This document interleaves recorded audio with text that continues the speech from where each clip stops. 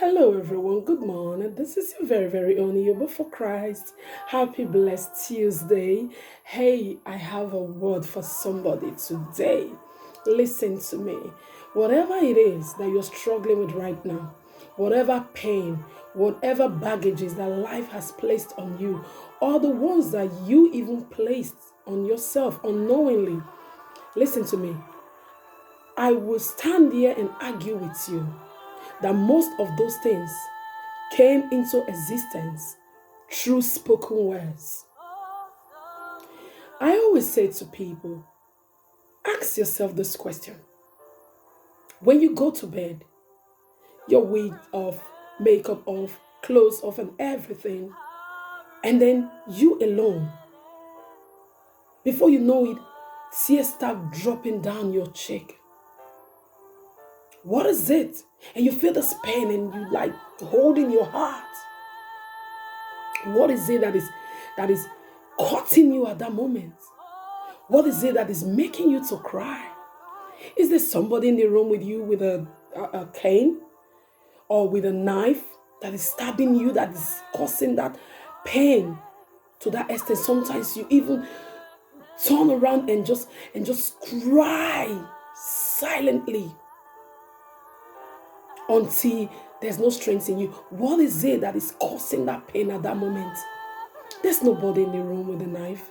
There's nobody in the room with a gun. There's nobody in the room with a cane flogging you. These are words, imagination. These are pictures that comes back to combat your mind. These are spoken words, things that people have done to you in the past.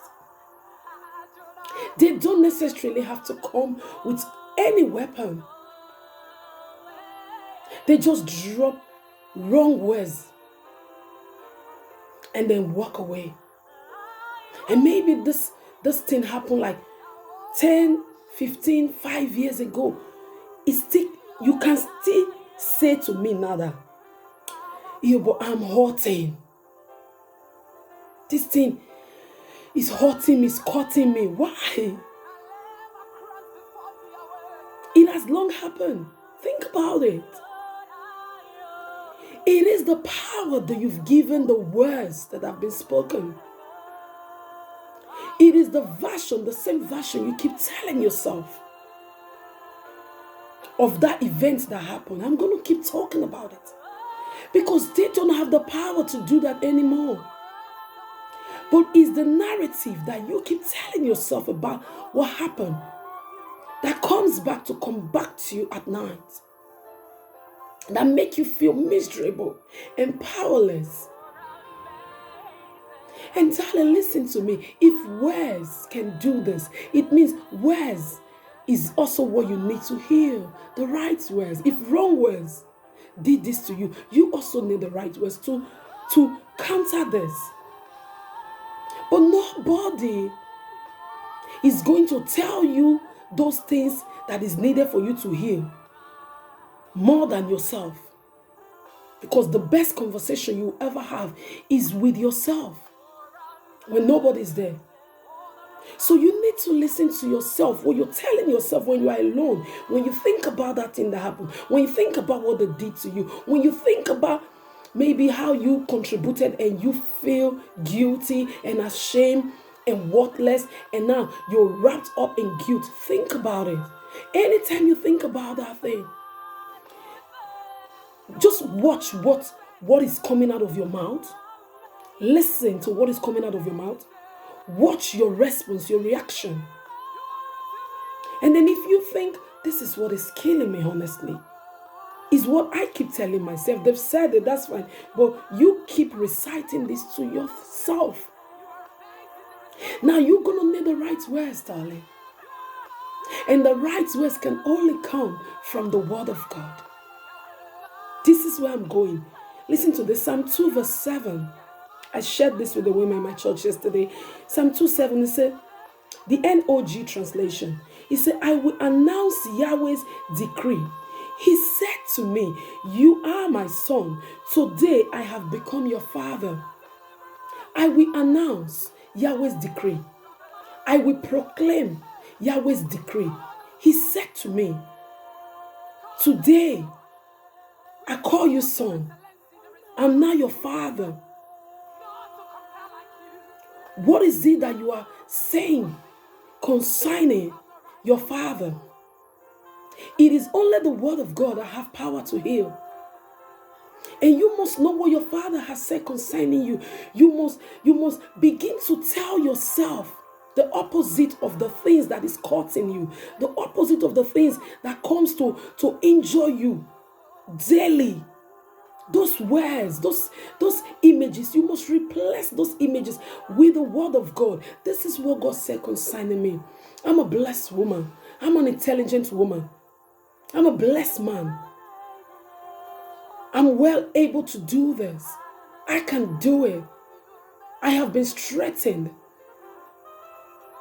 The power of the Lord is at work in me. I am not who you say I am. You must change it. You must stop pondering on what they told you. Nobody's courting you now.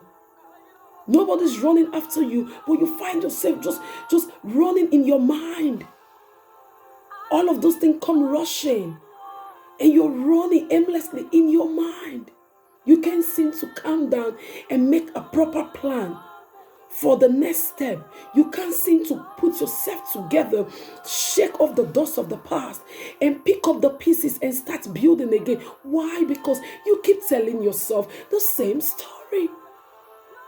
It is time that you change the narrative.